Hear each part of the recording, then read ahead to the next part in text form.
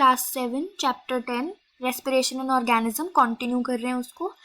Page number 109 10.2 breathing यहाँ से start करेंगे. Activity 1 10.1 question. Do this activity under the supervision of your teacher. Close your nostrils and mouth tightly and look at a watch. What did you feel after some time? How long were you able to keep both of them closed? Note down the time for which you could hold your breath. So now you know that you cannot survive for long without breathing. Breathing means taking in air rich in oxygen and giving out air rich in carbon dioxide with the help of respiratory organs. Breathing की definition important पूछ सकते exam में. The taking in of air rich in oxygen into the body is called inhalation and giving out air rich in carbon dioxide is called exhalation. Important definition पूछ सकते हैं. It is a continuous process which goes on all the time throughout the life of an organism. The number of times a person breathes in a minute is termed as breathing rate. Breathing rate की definition. The number of times a person breathes in a minute. During breathing, inhalation and exhalation takes place alternately. A breath means one inhalation plus one exhalation. Important. Would you like to find out your breathing rate? Do you want to know whether it is constant or it changes according to the requirement of oxygen by the body? Let us find out by doing the following activity. तो basically अभी हम breathing के बारे में पढ़ना start कर रहे हैं. सबसे पहले हमने लेक्चर के अंदर ये पढ़ा था फर्स्ट लेक्चर में कि ब्रीदिंग और रेस्पिरेशन सेम चीज नहीं होती. ब्रीदिंग क्या है? Inhalation of oxygen, exhalation of carbon dioxide, इसको ब्रीदिंग बोला. लेकिन रेस्पिरेशन हम किसे बोलते हैं? Breathing plus utilization of energy या फिर break down of energy in the presence of oxygen, इसको हम बोलते हैं रेस्पिरेशन. ब्रीथ तो किया लेकिन साथ में एनर्जी की ब्रेक डाउन भी की. इन दोनों को जब आप मिला दोगे तो रेस्पिरेशन बनेगी. ब्रीदिंग रेट क्या होता है? 1 मिनट में कितनी बार आपने सांस ली उसको ब्रीदिंग रेट बोलते हैं. एक ब्रेथ किसको बोलते हैं? एक इनहेलेशन प्लस एक एक्सहेलेशन.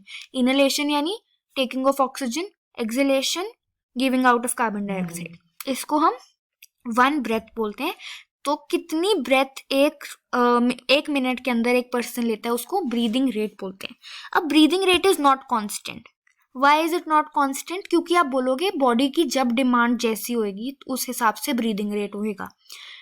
अगर आपकी नॉर्मल ब्रीदिंग रेट चल रही है, अब अगर आप उठ के भागना शुरू कर दो तो आपकी बॉडी को ऑक्सीजन की डिमांड इंक्रीज हो जाएगी. आपकी बॉडी में ऑक्सीजन की डिमांड इंक्रीज तो होगी, साथ की साथ कार्बन डाइऑक्साइड को बाहर फेंकने की डिमांड, एक्सेल करने की डिमांड भी इंक्रीज होगी. क्यों? क्योंकि अगर आप एनर्जी ज़्यादा बना रहे हो तो बाय प्रोडक्ट जो कार्बन डाइऑक्साइड है वो भी तो ज़्यादा बन रहा है बॉडी में. तो आपकी ब्रीदिंग रेट क्या है? तेज़ हो जाएगी. आप ज़्यादा तेज़ सांस लोगे तो जो नॉर्मल ब्रीदिंग रेट है उससे आपकी ब्रीदिंग रेट तेज़ हो जाएगी. जब आप रात को सोते हो तो आपकी ब्रीदिंग रेट जो है कम हो जाती है. क्यों? क्योंकि बहुत सारे बॉडीली फंक्शंस नहीं हो रहे, आप नहीं कर रहे बहुत सारे बॉडीली फंक्शंस, आप रिलैक्स स्टेट में हो, तो ब्रीदिंग रेट आपकी नॉर्मल से थोड़ी सी कम हो जाती है. तो अब हम एक्टिविटी 10.2 देख रहे हैं. Generally we are not aware that we are breathing. However if you try you can count your rate of breathing. Breathe in and out normally. Find out how many times you breathe in and breathe out in a minute. Did you inhale the same number of times as you exhaled? Now count your breathing rate, which is number of breaths per minute. After brisk wall and after running. Record your breathing rate as soon as you finish and also find after complete rest. Tabulate your findings and compare your breathing rate under different conditions with those of your classmate. From the above activity, you must have realized that whenever a person needs extra energy, he and she breathes faster. As a result, more oxygen is supplied to our cells. It speeds up the breakdown of food and more energy is released. Does this explain why do you feel hungry after a physical activity? When you feel drowsy, does your breathing rate slow down? Does your body receive sufficient oxygen? तो अब ये सब कुछ क्या है? Questions पूछ रहे हैं किस बारे में? ब्रीदिंग रेट के बारे में. अब ब्रीदिंग रेट के बारे में हम ये पढ़ रहे हैं कि breathing rate is not constant. क्यों? क्योंकि जब ऑक्सीजन ज़्यादा चाहिए तब आपको ब्रीदिंग रेट आपकी बढ़ जाती है। जब आपको ऑक्सीजन ज़्यादा नहीं चाहिए, जब आप रेस्ट कर रहे हो, जब आप रेस्ट करके उठते हो, सो के उठते हो, तो ब्रीदिंग रेट कम होती है। क्यों? क्योंकि आपकी बॉडी रेस्ट की मोड में थी, काम नहीं ज़्यादा कर रही थी। On an average, an adult human being at rest breathes in and out 15 to 18 times in a minute. During heavy exercise, the breathing rate can increase up to 25 times per minute. While we exercise, not only do we breathe faster, we also take deep breaths and thus inhale more oxygen. Deep breath लेनी शुरू हो जाते हैं। क्यों? Oxygen. बहुत बार आप देखते हो कि जब लोग थक जाते हैं तो वो मुंह खोल के सांस लेने लग जाते हैं। क्यों? क्योंकि माउथ का जो एरिया इंक्रीज ज़्यादा है, ज़्यादा बड़ा है, तो वो ज़्यादा एयर खींचेगा, ज़्यादा ऑक्सीजन खींचेगा। इसकी वजह से, ताकि ऑक्सीजन ज़्यादा मिले, इसकी वजह से आप क्यों ज़्यादा मिले? ताकि एनर्जी आपको ज़्यादा मिले। नॉर्मल जो ब्रीदिंग रेट होता है ह्यूमंस का, यहाँ लिखा नहीं हुआ, हम उसको 12 to 16 मानते हैं। क्यों? क्योंकि बॉडी फंक्शन पे भी डिपेंड करता है, बॉडी स्ट्रक्चर पे। मे बी आपका और आपके फ्रेंड का ब्रीदिंग रेट सेम ना हो, उसका अगर 12 है, आपका मान लो 15 हो, क्योंकि बॉडी पे भी फर्क पड़ता है। यहाँ पे 15 to 18 लिखा है, इसको हम लेके चलते हैं। Activity 10.3. Figure 10.3 shows the various activities carried out by a person during a normal day. Can you say in which activity the rate of breathing will be slowest and in which it will be fastest? Assign numbers to the picture in the order of increased rate of breathing according to your experience. तो जब आप सो रहे हो तो आप बोलोगे हमारा breathing rate सबसे कम है। जब आप कोई एक्सरसाइज कर रहे हो, मे बी अगर ये रनिंग हो रही है तो रनिंग में ज़्यादा होगा, क्लाइंबिंग में, वॉशिंग क्लोथ में, वॉकिंग, नॉर्मल वॉकिंग में कम होगा, स्टडिंग में कम होगा, मतलब इतना कम नहीं होगा जितना कि स्लीपिंग का है। पहेली wants to know why we yawn when we are sleepy or drowsy. एक important question कि बॉडी का जो है ऑक्सीजन रेट, जब आप यहाँ पे लिखा होता है when you feel drowsy does your breathing rate slow down, does your body receive sufficient oxygen. तो जब हम ड्राउजी होते हैं, यानी कि जब नींद आ रही होती है या जब आप स्लीपी होते हो, तो क्या है, हम यॉन क्यों करते हैं? ताकि ऑक्सीजन की सप्लाई ज़्यादा है। सप्लाई ज़्यादा, उससे क्या होगा? सप्लाई ज़्यादा से आपको एनर्जी मिलेगी, आप अवेक रहना चाहते हो अगर, तो जैसे जब आप यॉन करते हो तो आपको ये बोला जाता है कि आपको नींद आ रही है। क्यों? इसका मतलब आपकी बॉडी की जो रेट है वो कम हो चुका है। कम क्यों रेट हुआ है? क्योंकि आपकी बॉडी रेस्ट मांग रही है। बॉडी रेस्ट जब मांगती है तो वो ऑब्वियसली अपना जो ब्रीदिंग रेट है उसे कम कर देती है। अब जब ब्रीदिंग रेट कम करती है और आप सो नहीं रहे, आप एक्टिविटीज़ कर रहे हो, आप बार बार कोई काम कर रहे हो, कुछ कर रहे हो, तो आप यॉन करते हो। क्यों? ताकि आप ज़्यादा ऑक्सीजन का इंटेक करो। ज़्यादा ऑक्सीजन का इंटेक करने से क्या होगा? एनर्जी बॉडी में रिलीज होगी, ताकि आप जो भी काम कर रहे हो वो कर पाओ, वो पूरा हो जाए। इसकी वजह से, ताकि बॉडी को एनर्जी चाहिए अवेक रहने के लिए, तो उसकी वजह से बॉडी क्या करती है? यॉन करती है।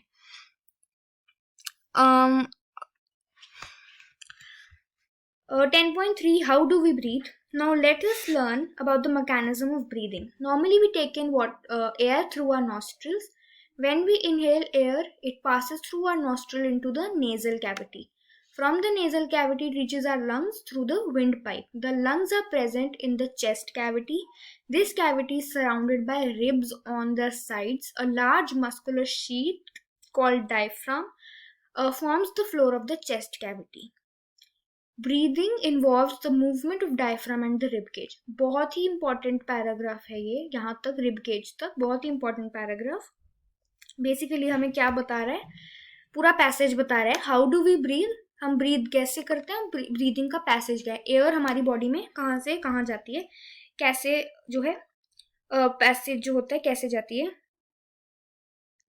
तो आप ये देखोगे कि व्हेन वी इनहेल, सबसे पहले हमने नॉस्ट्रल से इनहेल किया, तो इनहेल करके वो कहाँ गई? नेजल कैविटी के अंदर।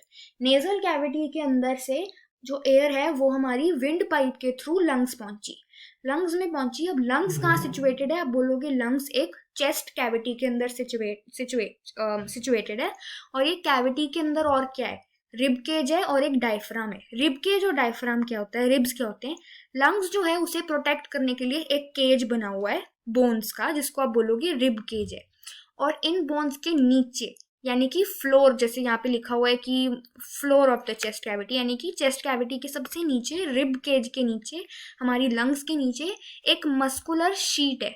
मस्कुलर शीट यानी कि ऐसा जैसे कोई शीट पड़ी हुई है, लेकिन क्या है, मसल की बनी हुई है वो, जिसे हम बोलते हैं डायफ्राम। अगर जब हम ब्रीथ करते हैं तो डायफ्राम और रिब केज का मूवमेंट बहुत जरूरी है। ये हम आगे भी पढ़ेंगे, जब हम ब्रीदिंग आगे पढ़ेंगे उसमें भी दिखाया जाएगा कि डायफ्राम और रिब केज की जो मूवमेंट है ये ब्रीदिंग में बहुत जरूरी है। अब इसके अंदर एक बहुत कॉमन क्वेश्चन पूछा जाता है, अगर बाई चांस आप कार में जा रहे हो और आपका एक्सीडेंट हो जाए, एक्सीडेंट होकर आपका रिब केज टूट जाए, अगर रिब केज टूट गया आपका, तो क्या आप ब्रीद कर पाओगे या नहीं? तो आंसर है आप ब्रीद नहीं कर पाओगे। क्यों? क्योंकि without rib cage breathing is not possible. Breathing तभी होती है जब मूवमेंट होती है किसकी? डायफ्राम एंड रिब केज की। आपका सब कुछ ठीक है, लंग्स ठीक है, विंड पाइप ठीक है, सब ठीक है, लेकिन आपका रिब केज टूट गया तो आप ब्रीथ नहीं कर पाओगे, क्योंकि हमें ब्रीदिंग के लिए movement of diaphragm and rib cage दोनों चाहिए। दोनों में से एक भी बंद हो गई तो आपकी ब्रीदिंग बंद हो जाएगी। अब हम यहाँ पे एक पहले इस डायग्राम को समझेंगे। ये बेसिकली हमें दिखा रहा है पूरा पैसेज, नेजल पैसेज। ये ओरल कैविटी हमने पहले पढ़ी थी जब हम डाइजेशन का चैप्टर पढ़ते थे। अब हम नेजल पैसेज देखेंगे।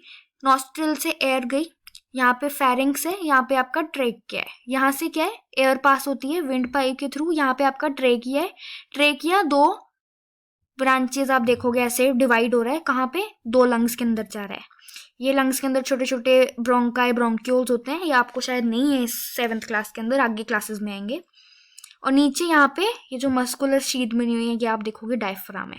रिब केज के अंदर ही हमारा हार्ट होता है। यहाँ पे दिखाया नहीं हुआ, कोई बात नहीं। ये जो आपको बोन्स दिख रही हैं इन्हें रिब्स कहते हैं। ये पूरी केज को रिब केज बोलते हैं। और ये जो आपको बीच में ये दिख रहा है ये लंग्स है। अब हमें क्या बता रहा है? मूवमेंट बता रहा है। During inhalation ribs move up outwards and diaphragm moves down. इसके बाद जो भी आप पढ़ोगे बहुत इंपॉर्टेंट है।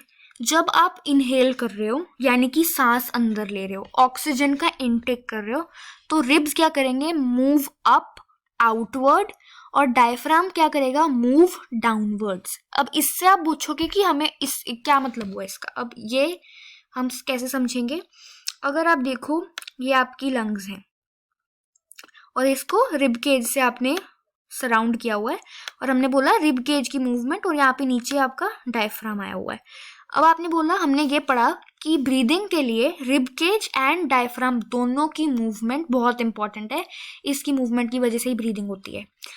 अब आप इनहेल कर रहे हो यानी कि ऑक्सीजन इनटेक कर रहे हो, तो आपका रिब केज ने क्या किया? Rib cage will move outward and upward, diaphragm will move downward.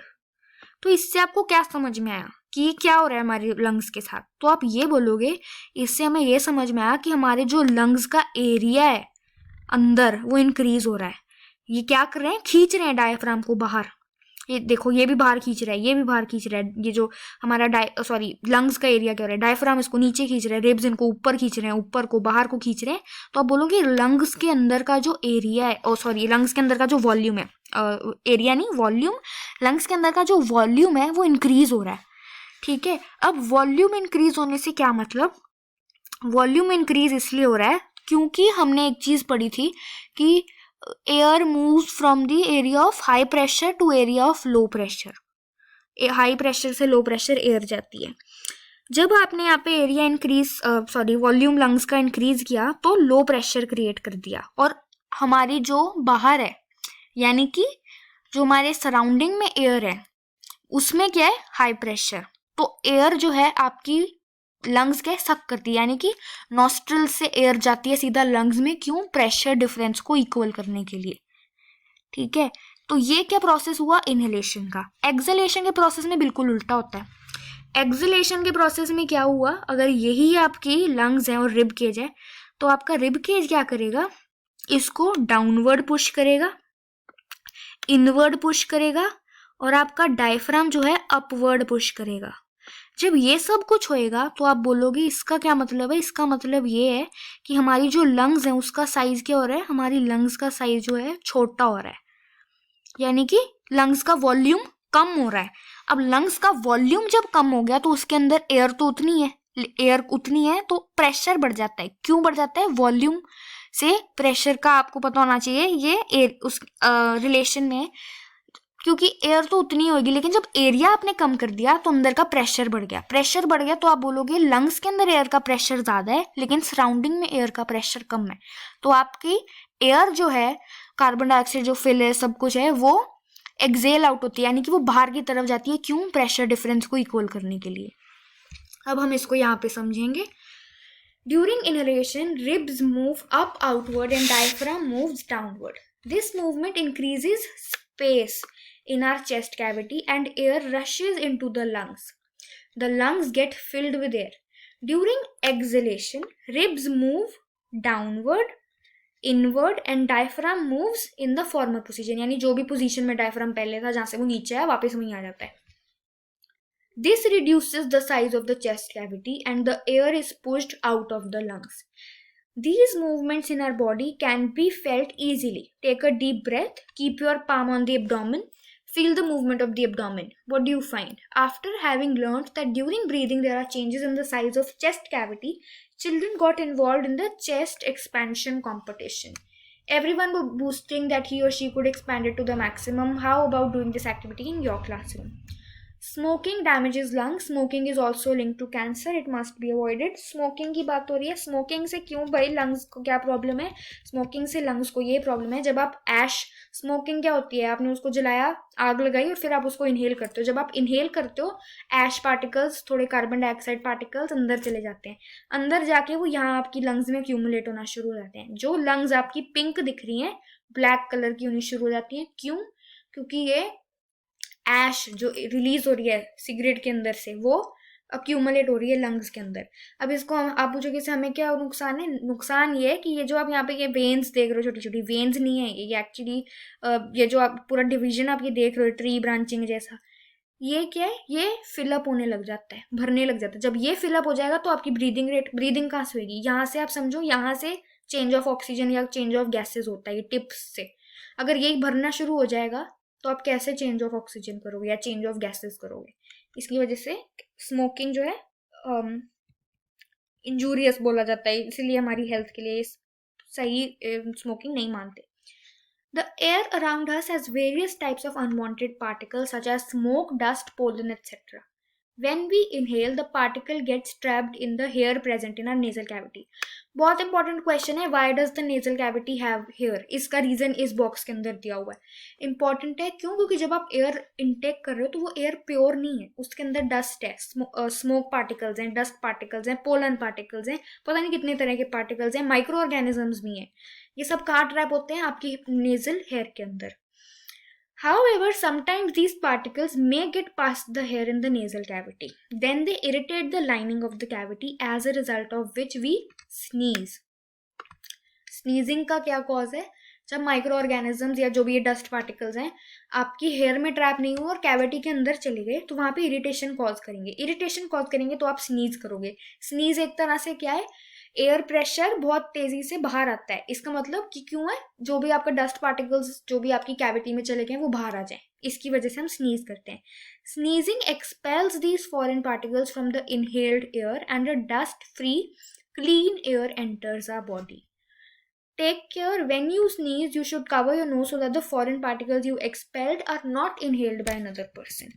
Basic sense, जब भी sneeze करो उसे कवर करो.